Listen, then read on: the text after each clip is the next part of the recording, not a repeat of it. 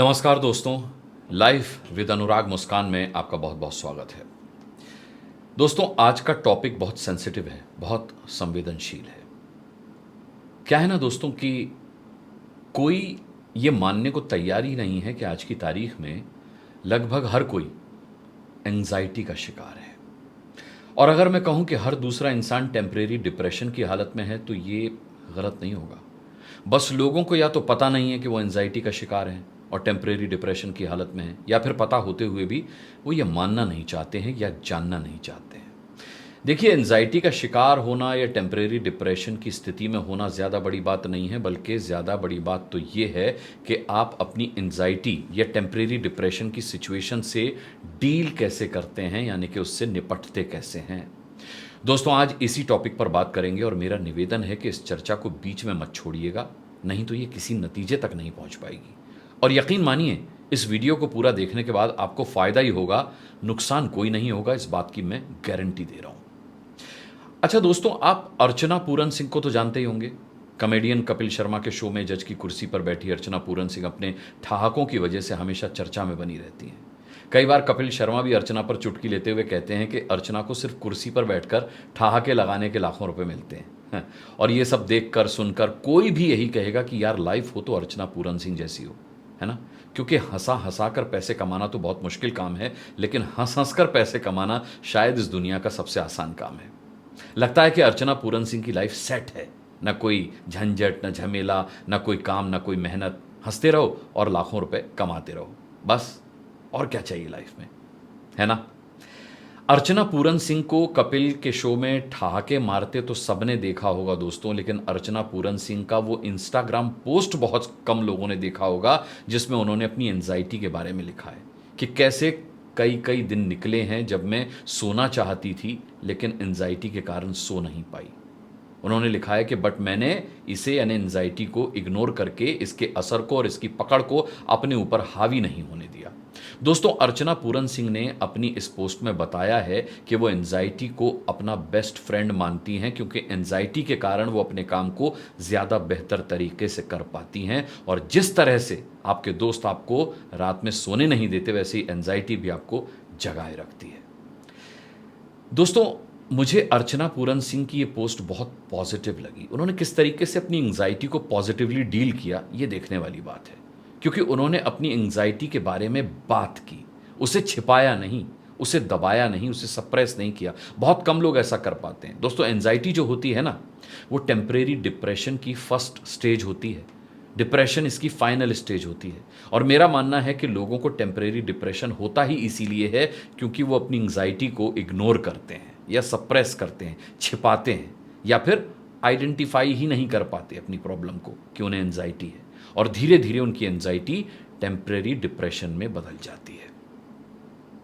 दोस्तों, अर्चना पूरन सिंह की तरह ही पहले भी कई एक्टर्स बता चुके हैं कि इंडस्ट्री में बहुत प्रेशर होता है और इस तरह की कई चीज़ें होने लगती हैं जिसके लिए उन्हें फिर थेरेपी लेनी पड़ती है, साइकेट्रिस्ट के पास जाना पड़ता है। और दोस्तों, जिस कपिल शर्मा शो की मैं बात कर रहा हूं ना, उसके होस्ट खुद कपिल शर्मा एक इंटरव्यू में बता चुके हैं कि 2017 में कैसे वो डिप्रेशन में चले गए थे और उन्हें आत्महत्या करने तक के विचार आने लगे थे। डिप्रेशन की बात चलती है तो दोस्तों, उदाहरण के तौर पर हमें दीपिका पादुकोण का नाम भी याद आता है। उन्होंने भी अपनी एंजाइटी, अपनी टेम्परेरी डिप्रेशन को इग्नोर किया और नतीजा ये निकला कि वो डिप्रेशन में चली गई थी। दोस्तों, अभी हाल ही में वेब सीरीज आई है पंचायत, देखी होगी आपने, अब तो 3rd सीजन आ गया उसका। पंचायत में भूषण उर्फ बनराकस, याद है आपको? उसका रोल करके फेमस होने वाले एक्टर दुर्गेश कुमार ने भी बताया कि पंचायत के सीजन 1 और सीजन 2 के अलावा नेटफ्लिक्स की एक फिल्म है लापता लेडीज, जिसमें उन्होंने पुलिस कांस्टेबल का रोल किया है। उन्होंने बताया कि पंचायत सीजन 1, सीजन 2 और लापता लेडीज के पुलिस कांस्टेबल का रोल करते समय वो डिप्रेशन में थे। दोस्तों, 11 साल में दुर्गेश कुमार को 2 बार डिप्रेशन हुआ है। ये बात उन्होंने खुद इंटरव्यू में बताई है। और ऐसे 1-2 नहीं, बल्कि आपको तमाम उदाहरण मिल जाएंगे। दोस्तों, एक्टर्स हों, सेलिब्रिटीज़ हों, कोई नोन नेम हो या नोन फेस हो, जब डिप्रेशन में जाता है ना तो पूरी दुनिया को पता चल जाता है, क्योंकि उन्हें सब जानते हैं, सब पहचानते हैं, है ना। उनसे उनके डिप्रेशन में बात करने वाले लोग होते हैं। वो किसी इंटरव्यू में अपने डिप्रेशन के बारे में खुद बात कर सकते हैं। जब वो डिप्रेशन में होते हैं तो उनकी मदद करने वाले लोग उनके आसपास होते हैं। लेकिन आम इंसान के पास, यानी कि हमारे और आपके पास, ना तो हमारे डिप्रेशन के बारे में बात करने वाले लोग होते हैं, ना उस दौरान कोई हमारी मदद करने वाला ही हमारे पास होता है, और ना ही कोई उस आम इंसान का इंटरव्यू ही लेता है जो डिप्रेशन में जा रहा होता है या डिप्रेशन से बाहर आया होता है। अब यहाँ एक बात समझने वाली ये है कि जितने भी जाने पहचाने और ख्याति प्राप्त लोग हैं ना, भले ही जिस किसी भी वजह से वो डिप्रेशन में गए हों, लेकिन वो अपने डिप्रेशन से बाहर आए कैसे, है ना? वो केवल काउंसलिंग से, थेरेपी से या दवाइयों की मदद से डिप्रेशन से बाहर नहीं आए, बल्कि काउंसलिंग, थेरेपीज या दवाइयों के अलावा उन्हें डिप्रेशन से बाहर लाने में सबसे बड़ा योगदान रहा उस काम का जो उनके मन का काम था। वो अपने मन का काम करके ही डिप्रेशन से बाहर आ पाए। दोस्तों, ये बात उन्होंने खुद अपनी कहानी सुनाते हुए बताई है इंटरव्यूज में। दोस्तों, मन का काम और मन के रिश्ते, बस सारा खेल इन्हीं का तो है। मन का काम और मन के रिश्ते जब मन मुताबिक ना हो तो एंजाइटी होती है, टेम्परेरी डिप्रेशन होता है, डिप्रेशन होता है। और यही काम और रिश्ते जब मन के होते हैं तो इंसान को एंजाइटी और टेम्परेरी डिप्रेशन में जाने से रोकते हैं। और हम लोगों के साथ यही होता है। मैं अपनी भी बात कर रहा हूं, आपकी भी बात कर रहा हूं, हम आम लोगों के साथ यही होता है। हम में से ज्यादातर लोग ना तो अपने मन का काम कर रहे हैं और ना ही अपने मन के रिश्ते जी रहे हैं। सच है कि नहीं? हम लोग बस काम के नाम पर और रिश्तों के नाम पर समझौते कर रहे हैं, यानी कि कंप्रोमाइजेस कर रहे हैं। और यही कंप्रोमाइजेस पहले हमारी एंजाइटी और फिर हमारे टेम्परेरी डिप्रेशन का कारण बन रहे हैं। दोस्तों, जहां तक मन के काम का सवाल है ना, पहले मन के काम की बात कर लेते हैं।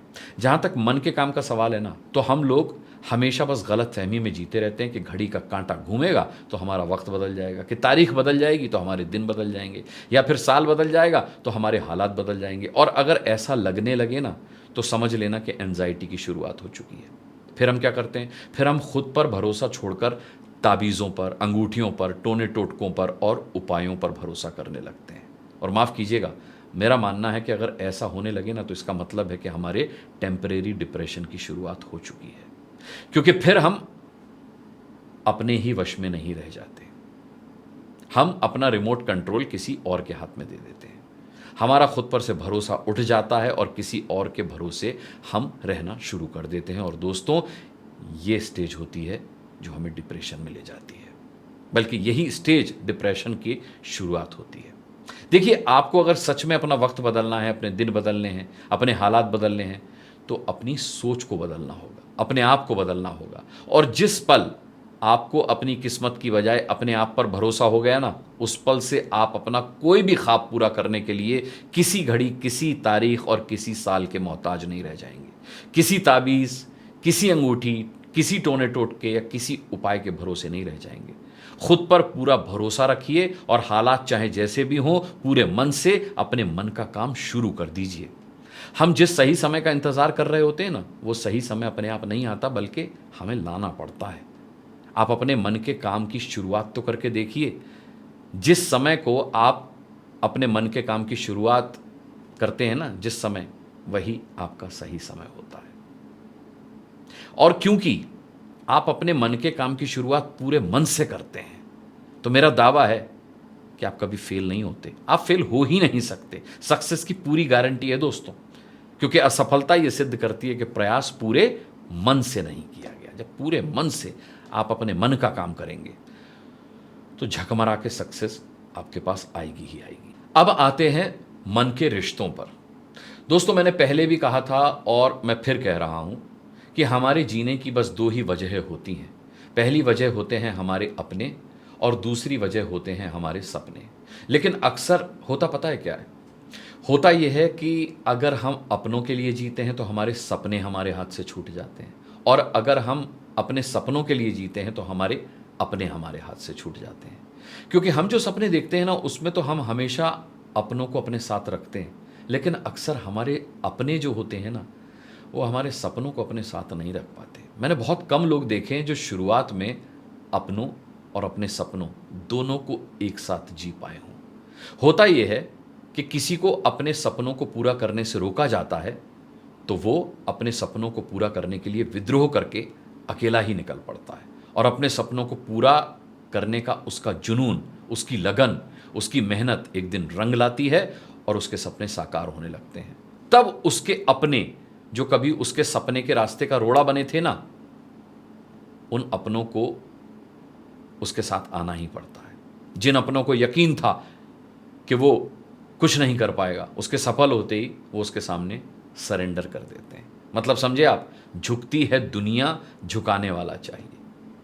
इसीलिए मैं कहता हूं कि अपनों और अपने सपनों में से किसी एक को अगर चुनने की कभी मजबूरी सामने आ जाए ना, तो अपने सपनों को चुनना, क्योंकि उन अपनों को चुनकर करोगे भी क्या जो तुम्हारे सपनों के ही साथ नहीं है। और वैसे भी इंसान को बस अपने सपनों के लिए जीना चाहिए दोस्तों, क्योंकि बस एक ही बार तो जीना है।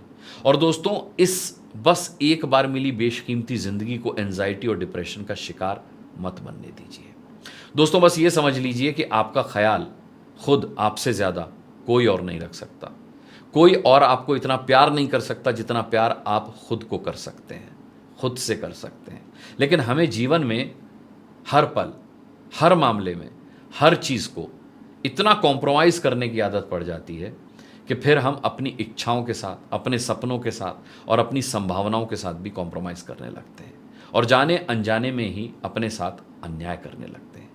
और जब हम अपने साथ इनजस्टिस करने लगते हैं ना दोस्तों, तो फिर हमारे अंदर की पॉजिटिव एनर्जी नेगेटिव एनर्जी में कन्वर्ट होने लगती है। यही नेगेटिव एनर्जी एंजाइटी बन जाती है। दोस्तों, अपनी इच्छाओं को दबाइए मत, अपने सपनों को मरने मत दीजिए और अपनी संभावनाओं को खत्म मत होने दीजिए। आप वही कीजिए जो अर्चना पूरन सिंह ने किया था। एंजाइटी को इग्नोर मत कीजिए, बल्कि उसे अपना बेस्ट फ्रेंड बना लीजिए। किसी भी बाधा से, चाहे वो मन के काम से जुड़ी हो या मन के रिश्तों से जुड़ी हो, कॉम्प्रोमाइज मत कीजिए या भागिए मत, बल्कि उससे डील कीजिए, उसका सामना कीजिए। आपका ये जो संघर्ष करने वाला एटीट्यूड है ना, वही आपकी एंजाइटी को आपकी दुश्मन से आपकी बेस्ट फ्रेंड बनाएगा।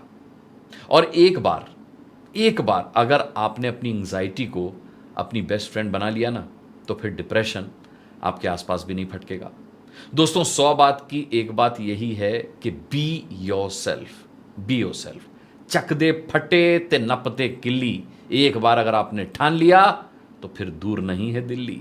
दोस्तों, मेरा विश्वास है कि ये वीडियो देखने के बाद आप अपनी जिंदगी को जीने का नजरिया बदलेंगे, अपनी सोच बदलेंगे।